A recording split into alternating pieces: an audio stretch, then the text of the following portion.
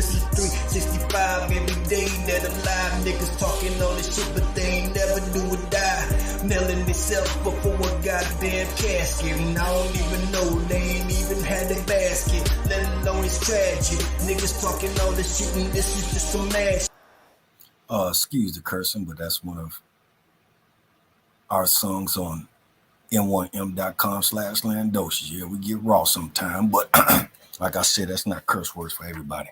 But anyway, let's get into the subject for today, family. Start out with the music.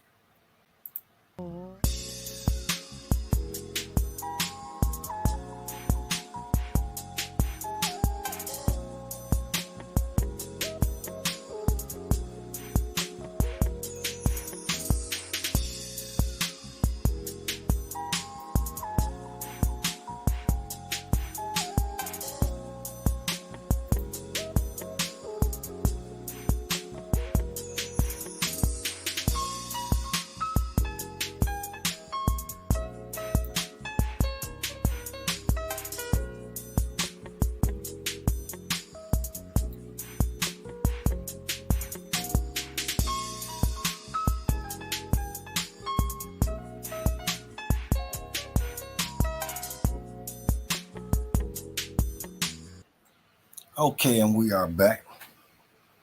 And today's subject for today is the Jews and slavery in colonial South America and the Caribbean. So let's get started. With the spread of sugar, cotton, cocoa, and other plantations, the slave ships began to plow those waters, nor can it be said that Jewish traders were absent from the hideous traffic. The Jewish Caribbean presence began in earnest with Columbus' initial foray into the region. With these early Jewish colonists, the economic motivation for the exploitation of millions of Black Africans were introduced to the Western Hemisphere. The strategy seems simple enough. Wealth would be amassed through a plantation economy driven by sugarcane. The two companion enterprises of trading sugar and slaves were common occupations of Jews in the Middle Ages. The early European explorers had ascertained that the climate, both temperately and financially, made the Caribbean a logical enterprise zone.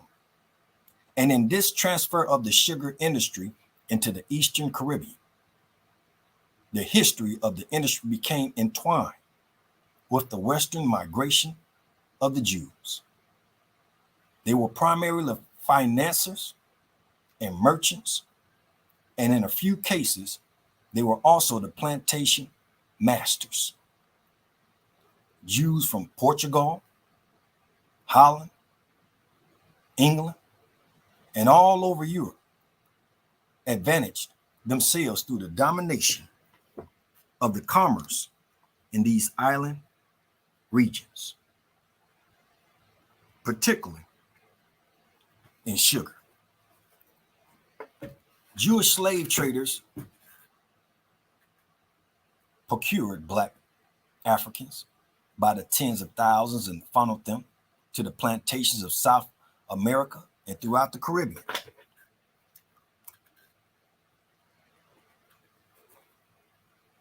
There remains no documented trace of protest over this behavior.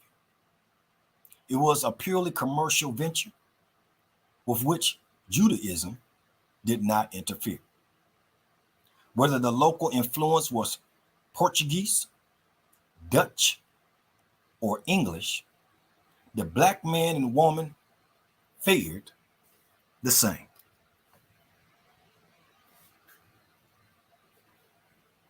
In the Carocas, in the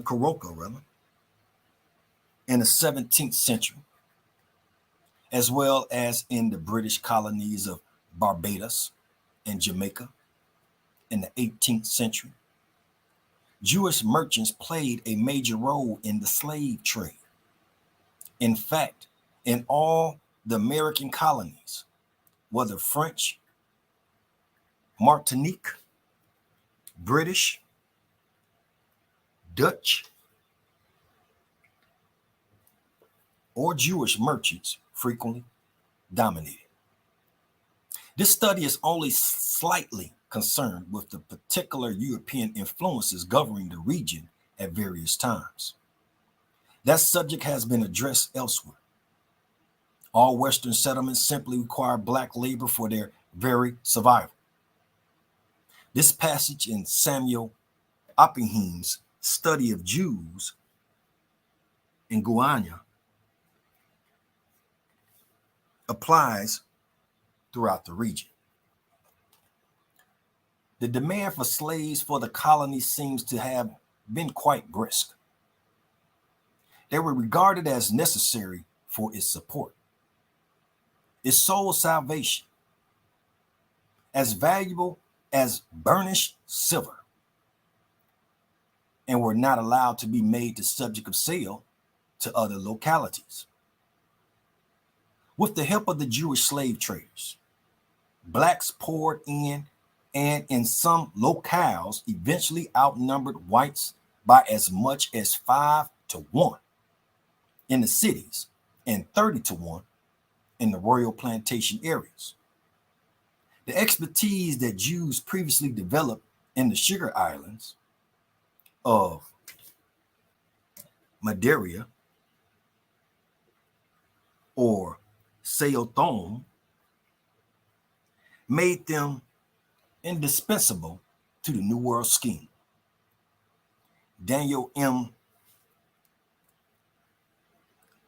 Swetchinsky